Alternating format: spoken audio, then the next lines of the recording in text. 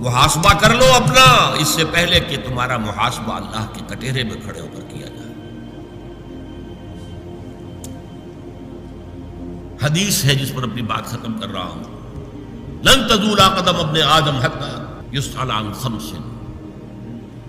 اللہ کا کٹہرا بھی ہوگا جیسے عدالتوں میں کٹہرے ہوتے ہیں، مجرم بھی کھڑا ہے، ادھر سے جو ہے وہ کوئی گواہ کھڑا ہے، اس اللہ کے کٹہرے سے انسان کے قدم ہل نہیں سکیں گے جب تک 5 چیزوں کا حساب نہ لے لیا جائے۔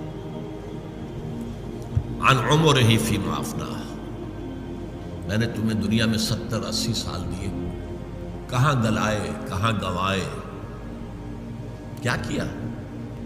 میرے لیے کچھ کیا؟ آخرت کے لیے کچھ کیا؟ میرے دین کے لیے کچھ کیا؟ میری کتاب کے لیے کچھ کیا؟ وان شبابہ فیما ابلا، خاص طور پر جوانی کا دور، امنگوں کا دور، بلبلوں کا دور، ایمبیشنز کا دور، وہ جوانی کہاں گلائی تھی؟ حساب دو۔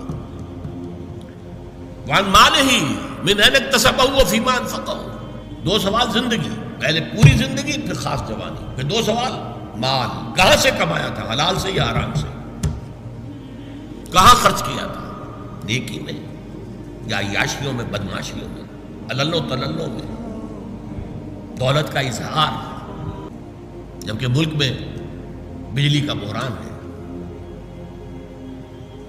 آخری سوال ہے وَعَمَّا عَمِلَ فِيمَا عَلِمَ، جو علم تمہیں حاصل ہوا اس میں عمل کتنا کیا؟ اگر کسی کو علم حاصل ہوا ہی نہیں، اے اللہ میں کیا کرتا، میں تو ان مولوی کے پاس جاتا تھا، اس نے کبھی مجھے کہا ہی نہیں۔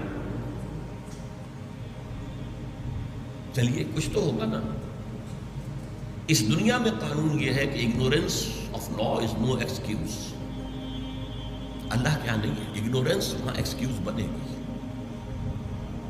اور اگنورینس کا وبال ان پر جائے گا جن کا کام تھا کہ انہیں بتائیں اور انہوں نے نہیں بتایا۔ یہ ڈیبٹ کریڈٹ ہے اکاؤنٹنگ کی، جن کے ذمہ تھا بتانا اور نہیں بتایا وہ ذمہ دار ہوں۔